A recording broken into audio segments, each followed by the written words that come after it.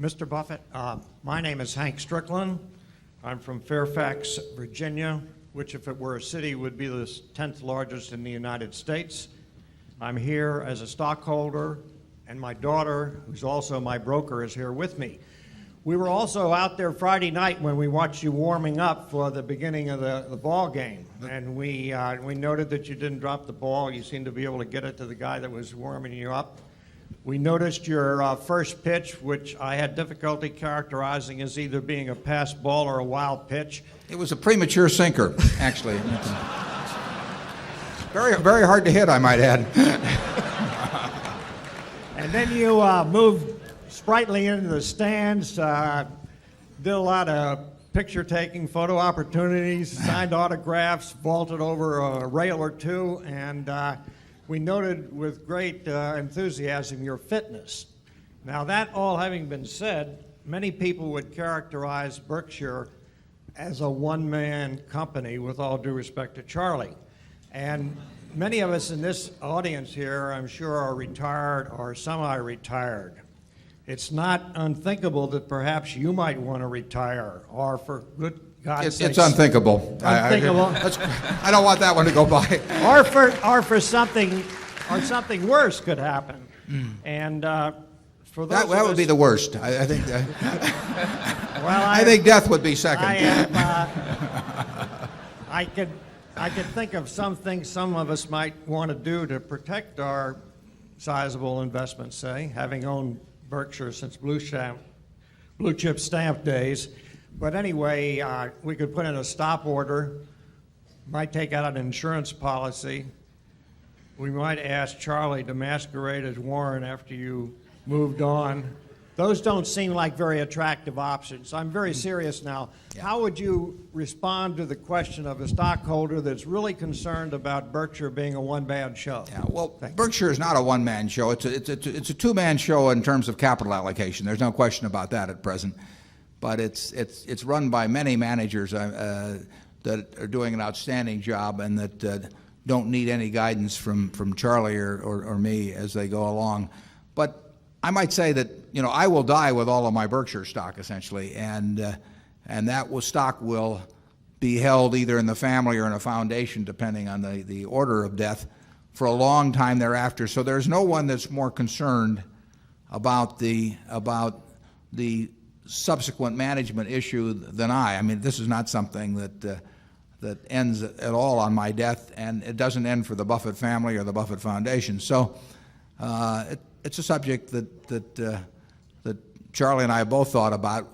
The most likely situation, you got to get away from the idea that it's a one-man show, because right now we've got 33,000 people working for Berkshire out there, as we speak. And I'm sitting around, watching movies about myself or something. I mean, you can see how vital I am to the place. But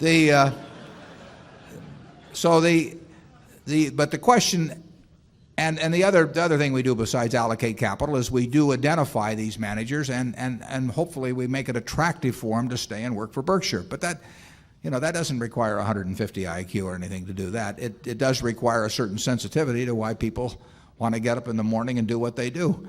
And when I'm not around, the logical, at some point, depends on exactly when it happens, but Charlie's a little older than I am, and it's likely that it will be broken into a two-person function again, but not exactly the way Charlie and I function, and that is that there will be someone in charge of investments and capital allocation. I mentioned Lou Simpson's position because he is younger than I am in the annual report, and then someone in charge of operations, and we have that person in the organization now. Now, I don't know what the situation will be when I die, because it could be in 20 minutes or it could be in 20 years, and when that, so I can't specifically name the individuals. We have the individuals now for both those functions. We'll have the individuals for the same functions 20 years from now. I don't know whether they'll be the same people. But it's quite a logical way to run the business. GEICO was run that way and still is run that way, and has been for some years. It's always struck me as terribly illogical the way property casualty insurance companies are run, because been dominated by the underwriting side of the business, and here they have this important investment side. But it's always been, virtually every company's been subservient to the underwriting. And GEICO very logically set up a co-CEO arrangement some years back where originally Bill Snyder and before that, but Tony Nicely ran the underwriting end of the business, and Lou Simpson ran the investment side. And those are two very different functions. Same person logically doesn't fit both functions in most cases. I mean, it's a rarity when the same person happens to hit for both functions. So GEICO worked very well that way, still works that way. Lou runs investments, Tony runs underwriting. And Berkshire, slightly different.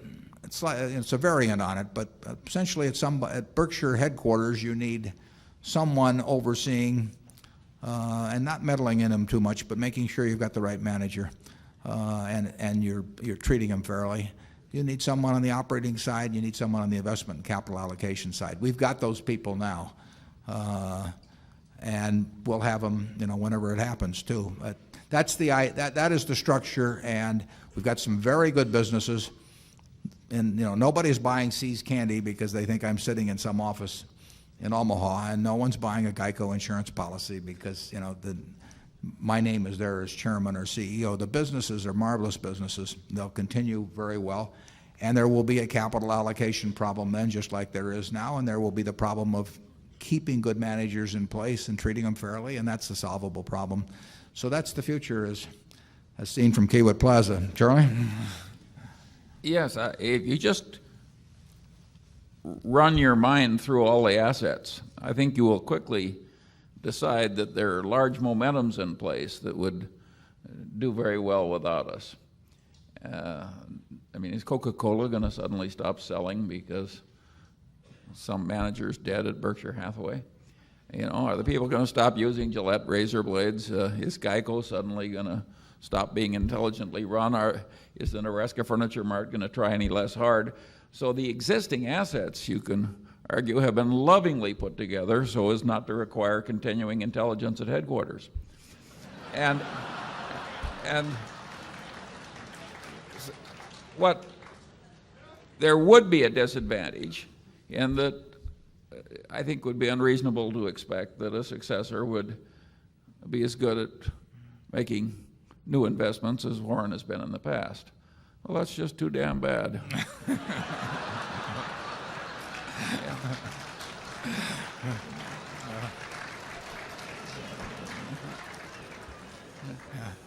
The sympathetic ear over here.